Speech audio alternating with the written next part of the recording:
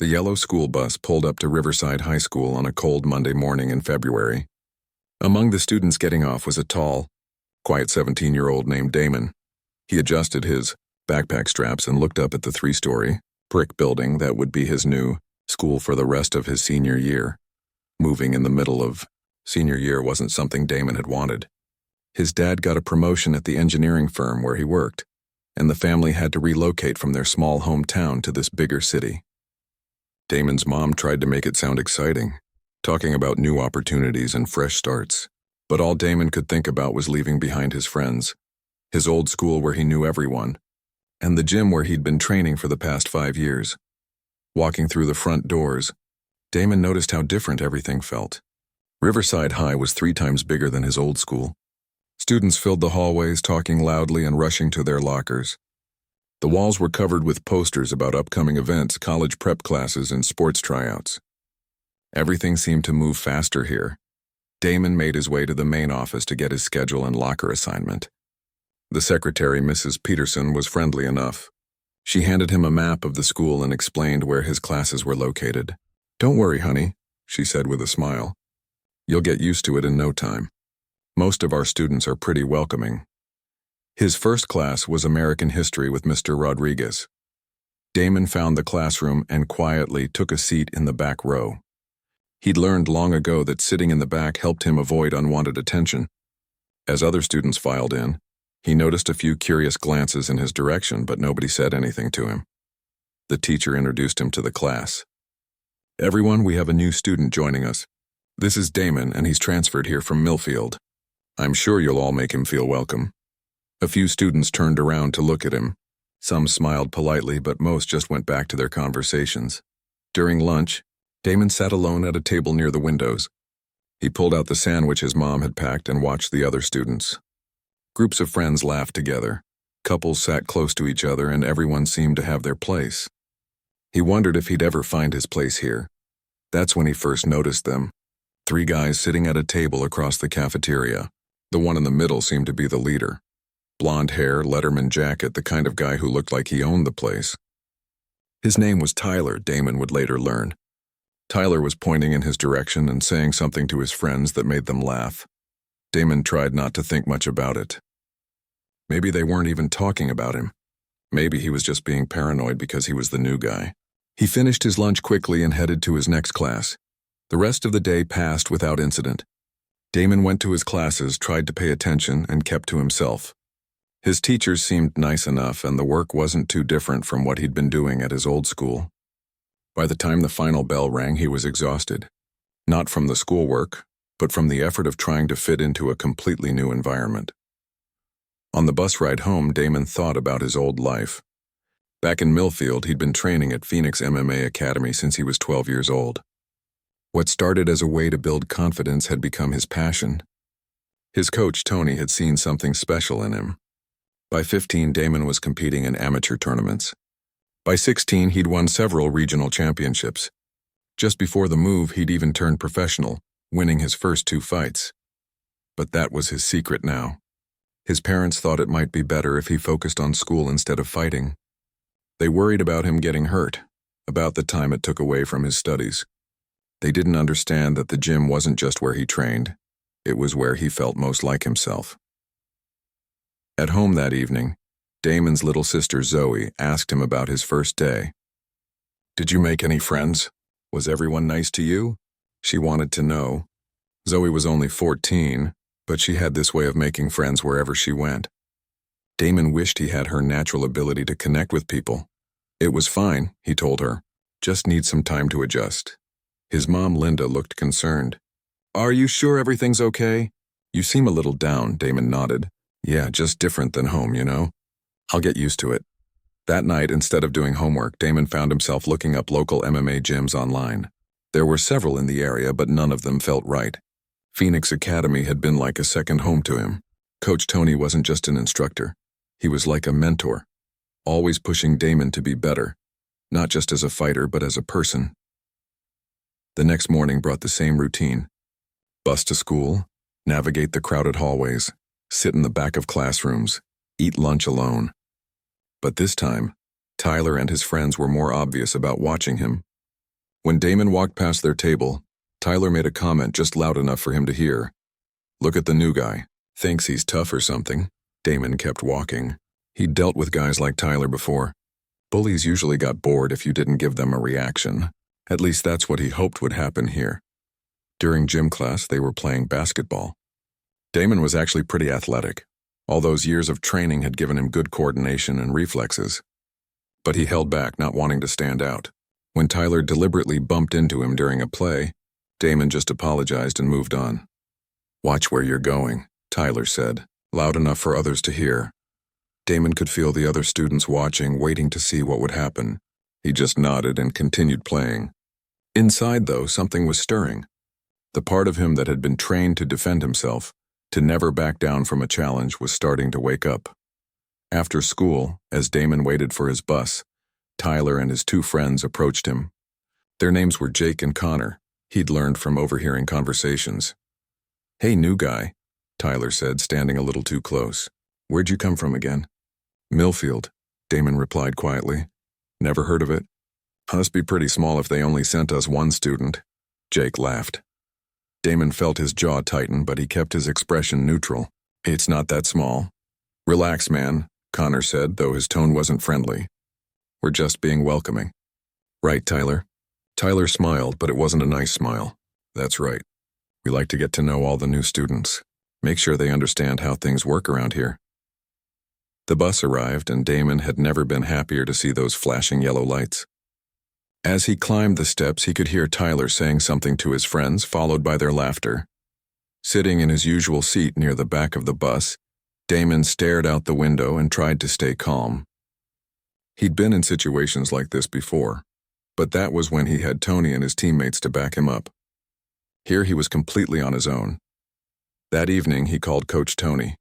Just hearing his familiar voice made Damon feel a little better. "How's the new school treating you, champ?" Tony asked. "It's okay," Damon said. "Just taking some time to adjust. You know, there's a great gym about 20 minutes from where you're living now. Guy who runs it is an old friend of mine. Want me to give him a call?" Damon was tempted, but he remembered his parents' concerns. "Maybe later. I want to focus on school for now." After hanging up, Damon lay in bed thinking about what lay ahead. He hoped things would get better, that Tyler and his friends would lose interest and move on to someone else. But deep down, he had a feeling this was just the beginning. 2 weeks had passed since Damon started at Riverside High, and things weren't getting better. If anything, they were getting worse. What had started as curious looks and occasional comments had turned into something more deliberate and mean-spirited. Tyler and his friends had made it their daily mission to make Damon's life difficult. It started small, a shoulder bump in the hallway that was just hard enough to make Damon stumble. "Sorry, didn't see you there," Tyler would say with that fake smile of his. Then there were the comments during lunch, always just loud enough for Damon to hear, but quiet enough that teachers wouldn't notice. "Must be tough being the only one like him in most of his classes," Jake would say, and his friends would laugh. Damon tried his best to ignore it. He kept his head down, focused on his schoolwork, and counted the days until graduation. Only a few more months, he told himself. He could handle a few more months, but Tyler wasn't content with just words and bumps in the hallway. One day after gym class, Damon discovered that someone had written things on his locker. The words were hurtful and meant to cut deep. Damon quickly cleaned it off before other students could see, but the damage was done. He knew exactly who was responsible. The worst part wasn't even the bullying itself, it was feeling so completely alone. At his old school, Damon had friends, people who knew him, who respected him for who he was. Here, he was just the quiet new kid who seemed like an easy target. During English class, Mrs. Thompson assigned a group project. When it came time to form teams, Damon found himself sitting alone while everyone else quickly paired up with their friends. He ended up being assigned to a group with 3 other students who clearly weren't happy about it. "Great. We get stuck with the new guy," one of them muttered. Ashley, one of his group members, seemed a little more sympathetic. "Don't mind him," she whispered to Damon. "Kevin's just grumpy about everything." But even Ashley kept her distance, probably not wanting to risk her own social standing by being too friendly with the school's current target. At lunch that day, something happened that made everything worse. Damon was sitting at his usual table by the windows when Tyler and his friends approached. This time they didn't just walk by with comments. Tyler sat down right across from him. "Mind if we join you?" Tyler asked, though he was already settling into the chair. Jake and Connor flanked him on either side. Damon's heart started beating faster, but he kept his voice steady. "Free country." "That's right, it is," Tyler said, leaning forward. "And in this free country, we like to help new students understand how things work. See, every school has its own culture, its own way of doing things." Connor opened his chocolate milk and accidentally spilled some on Damon's homework. "Oops, sorry about that," he said, not sounding sorry at all. Damon watched the milk seep into his math assignment, work he'd spent an hour on the night before. He could feel other students watching, waiting to see how he'd react. Some looked sympathetic, but nobody was going to step in and help. "Accidents happen," Tyler said with a shrug. "Maybe you should be more careful about where you put your stuff." Damon carefully moved his remaining papers away from the spill and continued eating his lunch. Every instinct he'd developed over years of training told him to stand up, to not let this continue. But he also knew what could happen if he lost control. He'd seen what his training could do to someone who wasn't prepared for it. After lunch, Damon went to the bathroom to clean the milk off his homework. As he was standing at the sink, Tyler walked in alone. "You know, I'm starting to think you might be a little slow," Tyler said, checking his reflection in the mirror. "Most people would have gotten the message by now." "What message?" Damon asked, still focused on his ruined homework. "That you don't belong here. This isn't some small-town school where everyone holds hands and sings songs. This is the real world, and in the real world there's a natural order to things." Damon looked up at Tyler's reflection. "And where do you think I fit in this natural order?" Tyler smiled. "Somewhere at the bottom. But don't worry, I'm willing to help you find your place." That afternoon, Damon's phone buzzed with a notification. Someone had created a fake social media account using his name and posted embarrassing things. The posts were designed to make him look bad, to humiliate him in front of the entire school. By the time he got home, half the school had probably seen it. At dinner that night, Damon's sister Zoe noticed he wasn't eating much. "You've been really quiet lately," she said. "Is everything okay at school?" Damon glanced at his parents, who were also looking at him with concern. "Everything's fine. Just adjusting to a bigger school." His dad, Robert, set down his fork. "You know, when I was your age, I had trouble adjusting to new situations, too. It takes time, but things usually work out. Sometimes you have to make an effort to put yourself out there," his mom added. "Maybe join a club or a sport? I saw they have a great wrestling team." The mention of wrestling made Damon think about his MMA training. For a moment, he almost told them everything about Tyler, about the bullying, about how much he missed his old gym. But then he thought about how worried they'd be, how they might want to get involved and make things worse. "I'll think about it," he said instead. That night, Damon lay in bed staring at the ceiling. He thought about calling Coach Tony again, but what would he say? That he couldn't handle a few high school bullies? Tony had taught him that a real fighter knows when to fight and when to walk away. But Tony had also taught him that everyone has a breaking point. The next morning brought a new humiliation. Someone had printed out screenshots of the fake social media posts and stuck them all over Damon's locker. Students walking by could see them, and many stopped to read and laugh. Damon quickly tore them down, but the damage was done. He could feel people looking at him differently for the rest of the day. In chemistry class, Tyler was his lab partner, another accident arranged by Jake, who had convinced the teacher to switch the assignments. For an entire hour, Damon had to work closely with the person who was making his life miserable. "You know what your problem is?" Tyler said quietly while they were measuring chemicals.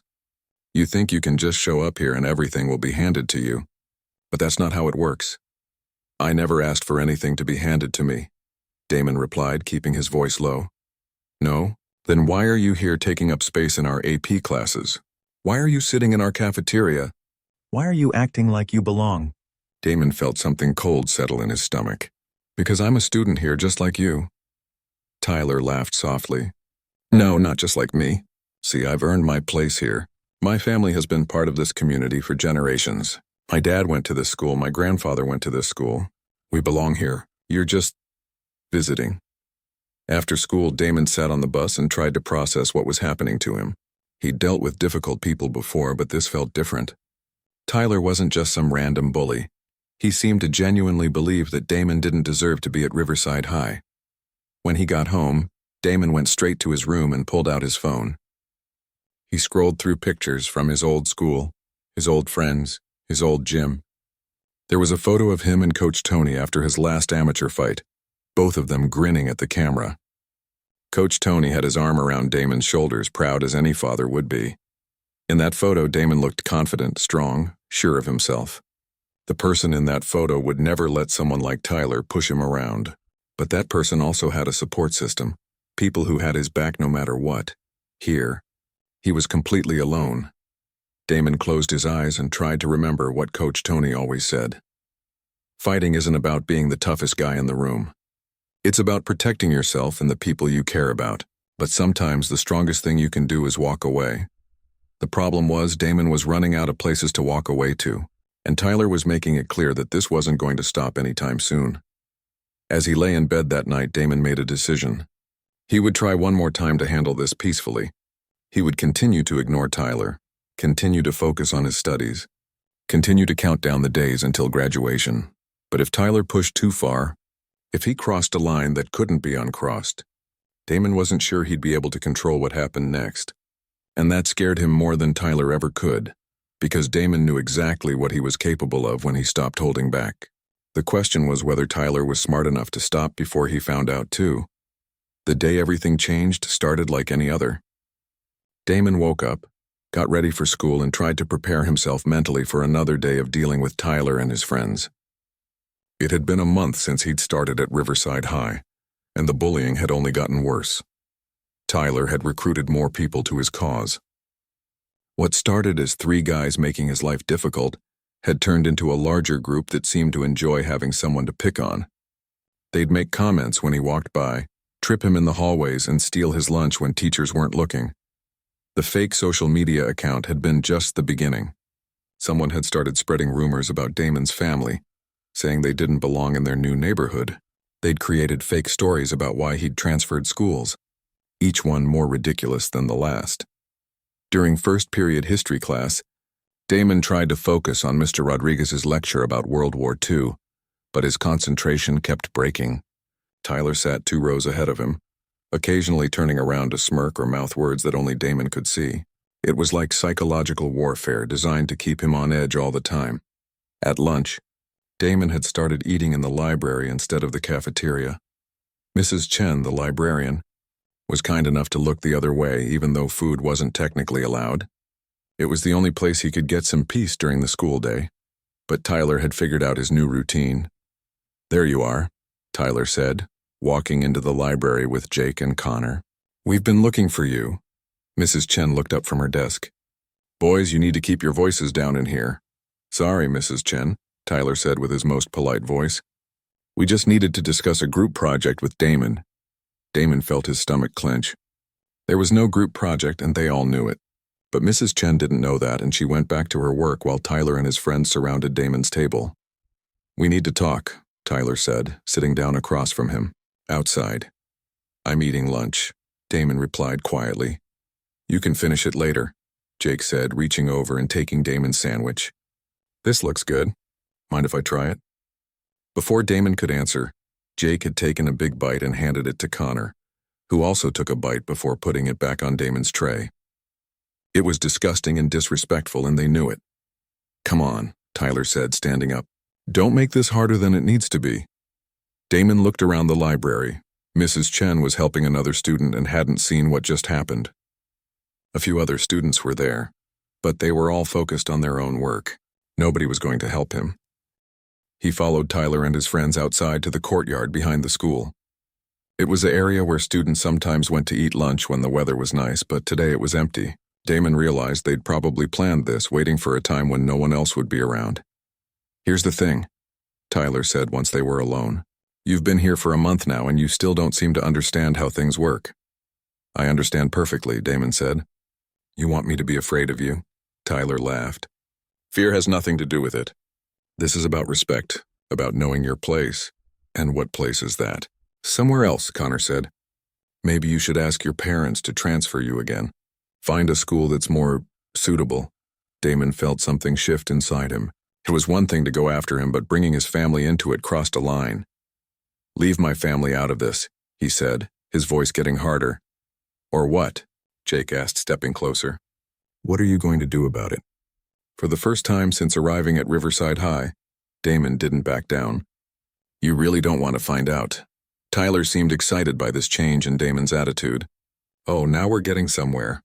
The quiet guy has some fight in him after all." "I don't want to fight you," Damon said, and he meant it. Despite everything they'd put him through, he still hoped this could end without violence. "That's too bad," Tyler said, "because sometimes we don't get what we want." He reached into his backpack and pulled out a small photo, one that Damon recognized immediately. It was a picture of his grandfather, the man who'd first introduced him to martial arts when he was just a kid. Damon kept it in his wallet as a reminder of where his training had come from. "Cute picture," Tyler said, holding it up. "Found this when Jake bumped into you yesterday and your wallet fell out. Old guy looks pretty tough. Too bad he's not here to protect you now." "Give that back," Damon said, his voice deadly quiet. "What's the magic word?" Tyler asked, waving the photo in the air. "Give it back. Now." Tyler looked at his friends and grinned. "I don't think I heard the magic word." He held the photo higher as if he was going to tear it. That's when something inside Damon snapped. His grandfather had been the most important person in his life. The man who'd taught him that strength wasn't about hurting people, but about protecting what mattered. The man who died just 6 months before Damon's family moved, leaving him feeling lost and alone in the world. "Last chance," Damon said, and there was something in his voice that made Connor take a step back. Tyler either didn't hear the warning or chose to ignore it. He started to tear the photo, ripping it slowly in half. The years of training took over before Damon's conscious mind could stop them. In one fluid motion, he stepped forward and grabbed Tyler's wrist with his left hand, while his right hand shot out in a perfectly controlled strike to Tyler's solar plexus. Tyler dropped the torn photo and doubled over, gasping for air. His friends stared in shock as their leader, the guy who'd seemed so tough and in control, struggled to breathe. "What did you do to him?" Jake demanded, but his voice shook. Damon picked up the pieces of his grandfather's photo with hands that weren't quite steady. The careful control he'd maintained for weeks was gone, replaced by something colder and more dangerous. "I warned him," Damon said simply. Tyler was starting to recover, but he was looking at Damon with new eyes. The quiet, passive kid he'd been tormenting was gone, replaced by someone who moved with the fluid confidence of a trained fighter. You can't just," Tyler wheezed. "Can't what?" Damon asked, his voice still eerily calm. "Can't defend myself? Can't stand up when you cross the line?" Connor pulled out his phone. "I'm calling security." "Go ahead," Damon said. "Tell them how you cornered me alone, stole my property, and destroyed something that belonged to my dead grandfather. I'm sure they'll be very interested." For the first time since this all started, Tyler's friends looked uncertain. They'd been so used to picking on someone who wouldn't fight back that they'd never considered what would happen if he did. Tyler slowly straightened up, still holding his stomach. There was fear in his eyes now, but also anger. "This isn't over," he said. "Yes, it is," Damon replied. "You got what you wanted. You pushed me until I pushed back. Now you know what happens when you go too far. You think you're tough because you got in one lucky shot?" Damon looked at him for a long moment. "Tyler, that wasn't a lucky shot. That was me holding back. If I wanted to hurt you, really hurt you, you'd be on your way to the hospital right now. This was just a warning." There was something in the way he said it that made all three bullies realize they'd been playing with fire without knowing it. The quiet new kid they'd been tormenting wasn't helpless at all. He'd been choosing not to fight back. "Who are you?" Jake asked quietly. Damon carefully folded the torn pieces of his grandfather's photo and put them in his pocket. "I'm someone who came here wanting to be left alone. Someone who tried to handle this peacefully, but you wouldn't let that happen." Tyler was recovering his composure, but the dynamic had completely shifted. "You think this makes you the tough guy now?" "No," Damon said. "I think this makes me someone you shouldn't have messed with in the first place." The bell rang, signaling the end of lunch period. Students would be coming outside soon, and all four of them knew it would be better if no one saw them there together. As they walked back toward the school, Tyler tried one last time to assert dominance. "This doesn't change anything. You're still the outsider here." Damon stopped walking and turned to face him. You're right. I am an outsider. But now you know what this outsider is capable of when you push him too far. The question is, are you smart enough to learn from this, or do you need another lesson? Tyler didn't answer, but the fear in his eyes said everything. As they entered the school building, other students looked at them curiously. Something had clearly happened. Tyler looked shaken. His friends were unusually quiet, and Damon carried himself differently than he had that morning. Word would spread quickly through the school. By the end of the day, everyone would know that the quiet new kid wasn't as helpless as he'd seemed. The question was, what would happen next? Damon went to his afternoon classes, but his mind was elsewhere. He kept thinking about the look in Tyler's eyes when he realized what he was dealing with. It wasn't satisfaction he felt, but a kind of sadness. He'd tried so hard to avoid this moment, to handle things peacefully. But sometimes peaceful solutions only work when both sides want peace. And Tyler had made it clear that peace was never an option. News traveled fast at Riverside High School, especially when it involved Tyler Mitchell. By the time the final bell rang that afternoon, half the school had heard some version of what happened in the courtyard during lunch. The stories varied wildly. Some said Damon had used a weapon. Others claimed he'd knocked Tyler unconscious. And a few even suggested it had been some kind of martial arts demonstration gone wrong. Damon could feel the stares as he walked through the hallways. Students who had never paid attention to him before were now watching his every move. Some looked curious, others seemed impressed, and a few appeared genuinely frightened. It was exactly the kind of attention he'd been trying to avoid since arriving at the school. Ashley from his English class caught up with him at his locker.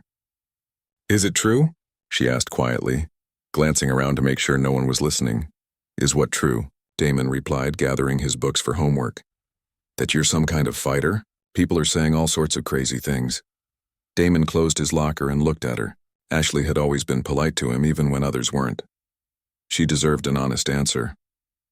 "I've had some training," he said simply. "But I never wanted anyone to know about it." "Why not?" "I mean, if I could do what people are saying you did, I'd probably tell everyone."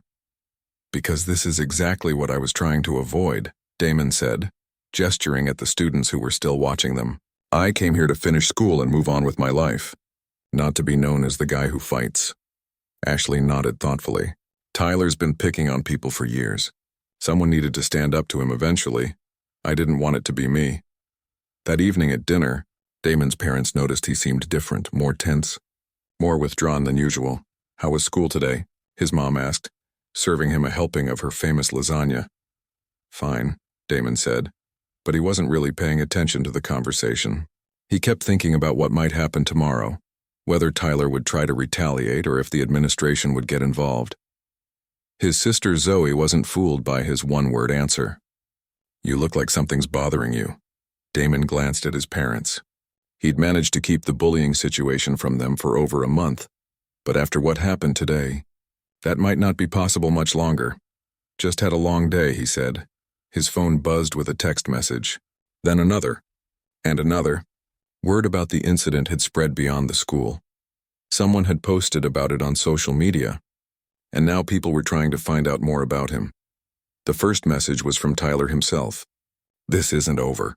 The second was from someone he didn't recognize. "Heard you know how to fight, respect." The third was from Coach Tony back home. "Heard through the grapevine that something happened at your school. Call me when you get a chance." Damon excused himself from dinner and went to his room to call his old coach. Tony picked up on the first ring. "What's going on, champ?" "I got a call from Jimmy Martinez. He runs that gym I told you about near your new place. Said there's talk around town about some kid at the high school who might have some real training." Damon sank into his desk chair. How did word get to him so fast? Small community when it comes to fighters. People talk. "So what happened?" Damon told Tony everything, about Tyler and his friends, about the bullying that had been going on for weeks, about the photo of his grandfather, and about what happened in the courtyard. Tony listened without interrupting. When Damon finished, there was a long pause. "You did the right thing," Tony finally said. "I taught you to walk away when you could, but I also taught you to stand up when you had to. Sounds like this Tyler kid pushed things past the point where walking away was an option. I tried to handle it peacefully for so long. I didn't want anyone to get hurt. And that's exactly why I'm proud of you. A real fighter doesn't look for trouble. but he doesn't run from it when it finds him. The fact that you held back for as long as you did shows real discipline. But now everyone knows. The whole school is talking about it. Good, Tony said firmly. Let them talk. Maybe it'll make some other bullies think twice before they pick on someone. The next morning, Damon arrived at school to find Principal Johnson waiting for him at the front entrance. Mr. Williams, the principal said, I need to see you in my office. Damon's heart sank. He'd been hoping the administration wouldn't get involved, but apparently that had been wishful thinking. Principal Johnson's office was exactly what you'd expect. Diplomas on the walls, family photos on the desk, and a general atmosphere of authority and order. The principal was a tall man in his 50s who'd been running Riverside High for over a decade. Sit down, son, he said, gesturing to a chair across from his desk. We need to talk about what happened yesterday. What did you hear? Damon asked carefully. I heard that there was an altercation between you and Tyler Mitchell during lunch period. I also heard that you have some kind of martial arts background that you didn't mention when you enrolled here. Damon shifted in his chair. I didn't think it was relevant. Well, it's relevant now. Tyler's parents are considering pressing charges. They're saying you attacked their son without provocation. That's not what happened. Principal Johnson leaned back in his chair. Then why don't you tell me what did happen? Damon told his story, starting with the first day Tyler had targeted him and going all the way through to the incident with his grandfather's photo. He explained about the fake social media account, the constant harassment, and how he'd tried repeatedly to avoid confrontation. The principal listened carefully, taking notes. When Damon finished, he was quiet for a moment. Why didn't you report any of this to a teacher or administrator? Because I thought I could handle it myself. I didn't want to make trouble for anyone. And your martial arts training, how extensive is it? Damon hesitated. Once he answered this question, there would be no going back to being just another student. I've been training since I was 12. I competed in amateur tournaments and recently turned professional. Principal Johnson's eyebrows went up. Professional? You mean you fight for money? I had 2 professional fights before we moved here. Both wins. I see. The principal made another note. That does complicate things. You have to understand. When someone with your level of training gets into a physical altercation with a regular student, it raises serious questions about appropriate use of force. I held back, Damon said. If I hadn't, Tyler would be in the hospital. That's not exactly reassuring. There was a knock on the office door and the secretary poked her head in. Mr. Johnson? Tyler Mitchell and his parents are here. Principal Johnson sighed. Send them in. Tyler walked in with his mother and father, both of whom looked like they meant business. Mrs. Mitchell was a well-dressed woman who clearly came from money, and Mr. Mitchell had the bearing of someone used to getting his way. Principal Johnson, Mr. Mitchell said without preamble, we want to know what you're going to do about this situation. We're still gathering information. Mr. Mitchell, would you like Tyler to give his version of events? Tyler's story was predictably different from Damon's. According to him, they'd just been trying to have a friendly conversation when Damon suddenly attacked him for no reason. He made no mention of the bullying, the stolen photo, or anything else that had led up to the confrontation. He's some kind of professional fighter, Tyler said. He could have killed me. Mrs. Mitchell turned to stare at Damon. Is that true? Are you a professional fighter? I've had some training, Damon said carefully. Some training? Mr. Mitchell demanded. Our son says you moved like someone who's been doing this for years. Principal Johnson held up a hand. Let's all stay calm. I'm going to need to investigate this further before making any decisions. In the meantime, I want both boys to stay away from each other. After Tyler and his parents left, Principal Johnson turned back to Damon. I'm going to be honest with you, he said. This situation is complicated. On one hand, if everything you've told me is true, then Tyler was the aggressor and you were defending yourself. On the other hand, your level of training makes this a very serious matter. What happens now? I'm going to review the security camera footage from the courtyard, speak with some other students who might have witnessed the ongoing situation, and then make a decision about how to proceed. Am I suspended? Not yet. But I want you to be very careful. If there's any more trouble, any at all, you could be looking at expulsion. As Damon left the principal's office, he saw Tyler waiting in the hallway with his friends. Tyler's face was bruised where Damon had hit him, and he was clearly still angry about what had happened. This isn't over, Tyler said quietly, as Damon walked past. Yes, it is, Damon replied, unless you want to find out what happens when I stop holding back. For the rest of the day, Damon could feel the weight of everyone's attention. Teachers looked at him differently. Students whispered when he walked by, and even the cafeteria workers seemed to know who he was. During lunch, he sat alone again, but this time it felt different. Instead of hiding from attention, he was choosing solitude. Several students approached him throughout the day. Some wanted to thank him for standing up to Tyler. Others wanted to know about his fighting background, and a few seemed genuinely frightened of him. Ashley sat down across from him during lunch. How are you holding up? Been better, Damon admitted. For what it's worth, most people are glad someone finally stood up to Tyler. He's been a problem for a long time. I never wanted to be the guy who solved other people's problems with violence. Sometimes that's the only language bullies understand. That afternoon, Damon got called back to the principal's office. This time, Principal Johnson had a different expression on his face. I've reviewed the security footage, he said. It clearly shows Tyler and his friends approaching you, taking something from you, and Tyler appearing to destroy it before you reacted. I've also spoken with several students who confirmed the pattern of harassment you described. Damon felt a wave of relief wash over him. However, the principal continued, I've also spoken with the school district's legal counsel about your background. They're concerned about liability issues. What kind of liability issues? The kind that come from having a professional fighter enrolled as a regular student. They want to know why this information wasn't disclosed when you enrolled. Because I was trying to leave that life behind and focus on school. Principal Johnson nodded sympathetically. I understand that, and I believe you. But the district has policies about these things. I'm afraid you're going to need to meet with the school board next week to discuss your continued enrollment here.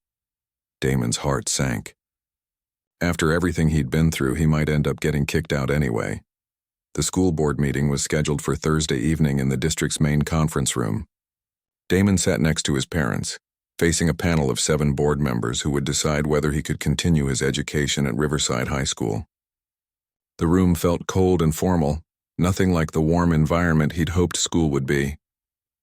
Board Chairwoman Dr. Elizabeth Hayes looked over her reading glasses at the file in front of her.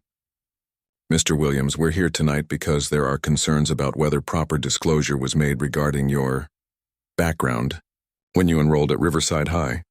Damon's father, Robert, leaned forward. With respect, Dr. Hayes, my son enrolled as a 17-year-old student who wanted to finish his senior year and graduate. His athletic background shouldn't disqualify him from getting an education. Mr. Williams, said board member Tom Fletcher, your son isn't just an athlete. According to our information, he's a professional fighter with a documented record of victories. That raises serious questions about student and staff safety. He was defending himself, Damon's mother, Linda, said firmly. The security footage clearly shows that. Dr. Hayes held up a hand. We're not here to relitigate the incident with Mr. Mitchell. We're here to discuss whether Mr. Williams can continue his enrollment given the circumstances. Principal Johnson stood up from his seat in the back of the room. If I may, Dr. Hayes, I'd like to share what I've learned about this situation over the past week. Please proceed. Principal Johnson. I've conducted extensive interviews with students, teachers, and staff. What I've found is that Mr. Williams was subjected to systematic harassment for over a month. He showed remarkable restraint in not responding earlier, and when he did respond, it was only after his tormentor destroyed something of deep personal value. Board member Sarah Chen looked up from her notes. That still doesn't address the fundamental question of disclosure. Professional fighters are required to register with athletic commissions. This isn't recreational karate. This is someone who fights for money. Coach Tony had driven down from Millfield to attend the meeting. He stood up from the back row. May I speak? He asked. Dr. Hayes nodded. Please identify yourself for the record. My name is Tony Rodriguez. I own Phoenix MMA Academy, and I've been Damon's coach for 5 years. I think there's something you need to understand about this young man. Tony walked forward and turned to face the board. You're treating him like he's some kind of weapon that was smuggled into your school. But that's not who Damon is. Yes, he's skilled. Yes, he's won professional fights. But more importantly, he's one of the most disciplined and respectful young people I've ever trained. Board member Fletcher interrupted. Mr. Rodriguez, we appreciate your loyalty to your student, but the fact remains that he used those skills against another student. After weeks of provocation, Tony replied firmly. And even then, he showed incredible restraint. If Damon had wanted to seriously hurt that boy, he could have. Instead, he used the minimum force necessary to stop the situation. Dr. Hayes looked at Damon. Mr. Williams, would you like to speak on your own behalf? Damon stood up slowly. He'd been dreading this moment, but he knew he had to be honest. I never wanted anyone to know about my fighting background, he began. I came to Riverside hoping to be just another student. I thought if I kept quiet and focused on my studies, I could finish the year without any problems. He paused, gathering his thoughts. Tyler and his friends made that impossible. For weeks they harassed me, humiliated me, and tried to make me feel like I didn't belong. I could have stopped it at any time, but I chose not to because I was afraid of exactly this. Sitting in this room, being treated like I'm dangerous. Board member Chen leaned forward. But you are dangerous, aren't you? Your training makes you dangerous. My training makes me disciplined, Damon corrected. It makes me respectful. It makes me understand the responsibility that comes with knowing how to fight. That's why I tried so hard to avoid fighting. Dr. Hayes consulted her notes. Mr. Williams, if we allow you to continue at Riverside, how can we be sure there won't be future incidents? Because now everyone knows, Damon said simply. The secret's out. Tyler and his friends know what happens if they push too far. Other potential bullies know I'm not an easy target. The problem that led to the incident has been solved. An unexpected voice spoke up from the back of the room. Excuse me? Everyone turned to see Ashley standing up along with about a dozen other students who had quietly entered during the meeting. Dr. Hayes looked surprised. This is a closed meeting, young lady. Please, Ashley said. We're here to speak for Damon. My name is Ashley Rodriguez, and I'm a senior at Riverside High. Principal Johnson whispered something to Dr. Hayes, who nodded reluctantly. You have 2 minutes. Ashley walked to the front of the room, followed by the other students. Dr. Hayes, members of the board, we wanted you to know that Damon Williams is not the problem at our school. Tyler Mitchell is. She turned to face the board directly. For 3 years, Tyler and his friends have made life miserable for dozens of students. They pick on anyone who's different, anyone who doesn't fit their idea of who belongs at Riverside. Damon is just the first person who was able to stand up to them. Another student, a quiet boy named David, stepped forward. Tyler pushed me down a flight of stairs last year. I ended up in the hospital with a broken wrist. When I reported it, I was told it was an accident. A girl named Lisa spoke next. He and his friends cornered me in the parking lot after homecoming and said things I can't repeat in front of adults. When I told my parents, they wanted to call the police, but I begged them not to because I was afraid it would make things worse. One by one, the students shared their stories. The board members listened with growing concern as a pattern of harassment and intimidation emerged that went far beyond what had happened to Damon. When the students finished, Dr. Hayes looked shaken. Principal Johnson, were you aware of these allegations? Principal Johnson shifted uncomfortably. We've had some complaints about Mr. Mitchell over the years, but nothing this extensive. Board member Fletcher turned to Damon. Mr. Williams, did you know about these other incidents when you confronted Mr. Mitchell? No, sir, Damon replied. I was just trying to protect myself and my grandfather's memory. Dr. Hayes called for a brief recess, and the board members huddled together for 15 minutes of intense discussion. When they returned, her expression was serious. Mr. Williams, she said, after hearing all the testimony tonight, this board has reached a decision. You will be allowed to continue your enrollment at Riverside High School. Damon felt his mother squeeze his hand as relief washed over him. However, Dr. Hayes continued, there will be conditions. You will meet with the school counselor weekly to discuss any situations that might lead to conflict. You will also be required to participate in a peer mentoring program, using your experience to help other students who are dealing with bullying. I'd be happy to do that, Damon said. Furthermore, she said, looking at Principal Johnson, this board directs the administration to conduct a full investigation into the harassment allegations we've heard tonight. We will not tolerate a culture of bullying at any of our schools. After the meeting, students crowded around Damon in the parking lot. Many thanked him for standing up to Tyler. Others asked about his fighting background, and some wanted to know about the peer mentoring program. Ashley approached him as the crowd thinned out. How does it feel to be the most famous student at Riverside High? Damon laughed. Not exactly what I was going for when I transferred here. Maybe not, but look at what's happened.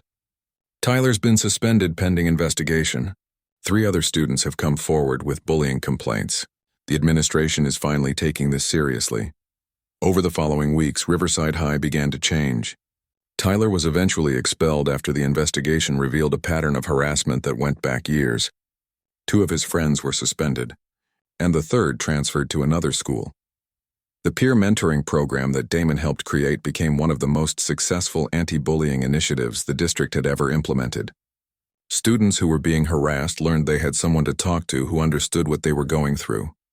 Damon also reconnected with his love of martial arts, but in a different way. He started teaching basic self-defense classes at the local community center, focusing on building confidence rather than learning how to fight. Coach Tony visited regularly, and eventually Damon returned to training. Not because he wanted to continue fighting professionally, but because the gym had always been where he felt most like himself. 3 months after the incident in the courtyard, Damon was walking through the halls of Riverside High when he noticed a new student sitting alone at lunch. The boy looked nervous and out of place the way Damon had felt on his first day. Without hesitation, Damon walked over and sat down across from him. "First day?" he asked. The boy nodded. "Yeah, I'm Kevin. I'm Damon. I transferred here a few months ago. Want some company?" Kevin looked relieved. "That would be great." As they talked, Damon realized that his experience at Riverside, as difficult as it had been, had taught him something important. Sometimes the worst situations lead to the most meaningful changes. He'd come to the school hoping to hide who he was, but ending up sharing his story had helped not just himself, but dozens of other students. By the time graduation rolled around, Damon had been accepted to 3 different colleges on academic scholarships. More importantly, he'd helped create a school environment where students like Kevin could feel safe and welcome from their very first day. At the graduation ceremony, Principal Johnson called Damon's name with obvious pride. As he walked across the stage to receive his diploma, the audience erupted in applause, not just from his family but from classmates, teachers, and even some school board members. In his graduation speech, Damon talked about the importance of standing up for what's right, even when it's difficult. He spoke about the difference between being strong and being a bully, and about how real strength comes from protecting others rather than intimidating them. After the ceremony, Tyler's mother approached Damon and his family. Everyone tensed, expecting more conflict, but she surprised them. "I wanted to apologize," she said quietly. "We didn't raise Tyler to be cruel, but we also didn't teach him to respect people who were different from him. What happened forced us to take a hard look at our son's behavior, and we're getting him the help he needs."